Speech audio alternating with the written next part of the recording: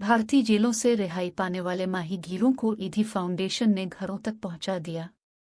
भारतीय जेलों से रिहाई पाने वाले 5 माहीगीरों को ईदी फाउंडेशन ने उनके घरों तक पहुंचा दिया।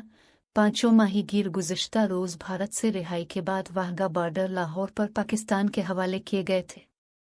5 माहीगीरों में से 2 को ईदी फाउंडेशन के ताउन से 5 अगस्त हफ्ता की शाम 6 बजे लाहौर से कराची लाया गया।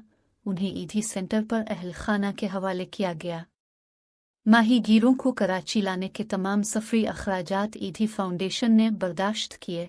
48 साला मोहम्मद हनीफ वलद फ़तह मोहम्मद का ताल्लुक कराची के इलाके बल्दिया टाउन महाजिर कैंप से है, जबकि दूसरा माहीगीर 30 साला मोहम्मद अली वलद आकिल सिंध के शहर बदीन से ताल्लुक रखता है।